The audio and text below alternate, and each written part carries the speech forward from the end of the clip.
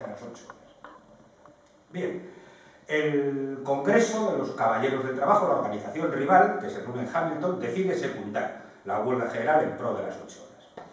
La presión fue tal que ya en el mes de abril del 86, es decir, incluso antes de llegar la fecha, se empezaron a declarar huelgas en muchas localidades del país y más de 30.000 obreros, sobre todo los mineros de Virginia, consiguieron las 8 horas de jornada como jornada máxima, incluso antes de llegar la fecha del 1 de mayo. Y por fin llegó el 1 de mayo de 1886. Simultáneamente se declararon 5.000 huelgas y 340.000 huelguistas dejaron las fábricas prácticamente del país entero. Nueva York, Pittsburgh, Baltimore, Chicago, Newark, Boston, San Luis, etc. 125.000 obreros conquistaron la jornada de 8 horas ese mismo día, el 1 de mayo.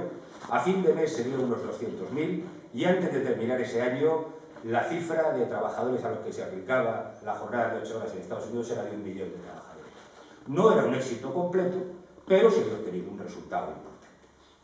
Lo que sucede es que Chicago es en estos momentos la segunda ciudad de población de Estados Unidos, después de Nueva York, una ciudad donde, quizá más que Nueva York todavía, donde se ha creado por la emigración reciente y porque también llegan ganaderos del sur, ¿cómo diríamos? Una periferia alrededor de Chicago, una ciudad creciente, muy típico también de los comienzos de la revolución industrial, cuando se crean barrios obreros que son verdaderos guetos de condiciones de vida enormemente duras, y donde no es raro, también por influencia de la inmigración, se da en todo Estados Unidos, pero donde no es raro que hayan arraigado las ideas más radicales, tanto entre los trabajadores como entre la propia patronal. La patronal de Chicago es enormemente dura, la prensa de Chicago al servicio de la patronal dice cosas como la prisión y los trabajos forzados son la única solución a la cuestión social, podéis imaginar cuál era el tono.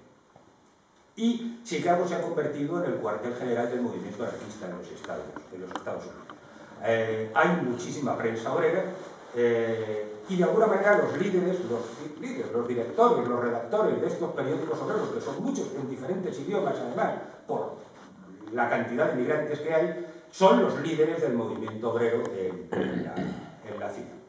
Los ejemplos de periódicos, el Arbeiter Zeitung, Gaceta de los Trabajadores, que está escrito en alemán, de tendencia anarquista, dirigido por August Spies, o el de Alarm, que se escribe en inglés, dirigido por Albert Parson.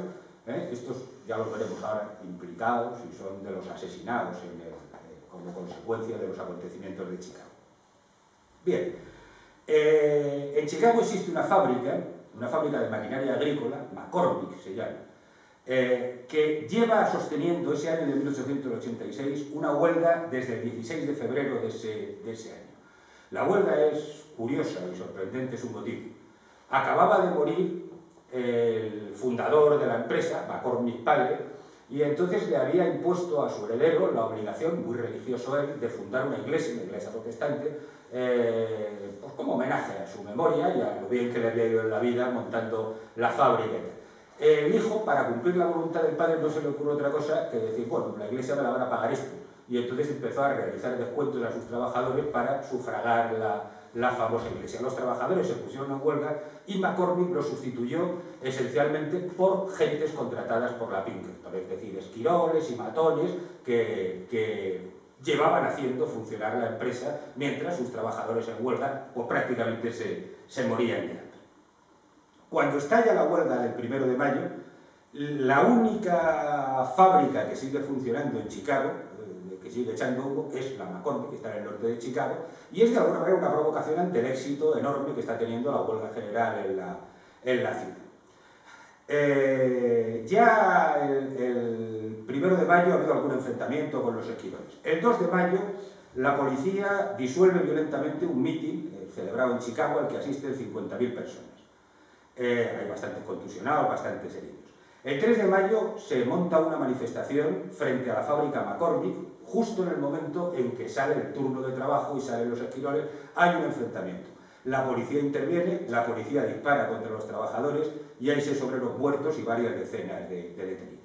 Inmediatamente estalla la protesta obrera, protesta que se convoca precisamente desde los periódicos, esencialmente el Arbeiter Zeitung, este periódico en alemán, pero desde los periódicos anarquistas. La protesta se convoca para el día siguiente, ¿no? Se van, es decir, estos son hombres que tienen las máquinas de imprimir perfectamente dispuestas y sacan un panfleto con carácter inmediato, después de la muerte de los obreros, un panfleto muy duro, además, diciendo: estamos hartos de que nos ametrallen, no nos va a volver a pasar, si ellos utilizan la violencia, nosotros nos defenderemos, en fin. Luego eso va a servir para condenarlos a muerte, nada más que ese panfleto, porque no hay otra prueba en el puñetero juicio. Lo cierto, la convocan la protesta para la plaza de Haymarket al día siguiente, el 4 de mayo, y se reúnen unas 15 o 20.000 personas en la plaza, mientras que los que posteriormente van a ser los llamados mártires de Chicago, a los que se ejecutará, se ahorcará, no están ni siquiera en el mitin, están reunidos en la redacción del periódico, de la Reiter Zeitung, y entonces un obrero se presenta allí diciendo que faltan oradores que dominen bien el inglés. Oradores en el mitin de Haymarket, que son casi todos inmigrantes, entonces, pero que en inglés, y entonces se desplazan allí espíes, a pesar de su origen alemán, luego Parsons y luego Fiedler. Cuando el acto está ya dando fin, el mitin, Fiedler está en la tribuna, él usa la palabra, pero ya se está empezando a disolver, ya hay gente que se ha metido en las tiendas o en las tabernas de al lado. En ese momento, 180, el acto estaba autorizado por el alcalde de Chicago, habían pedido permiso y se lo habían autorizado.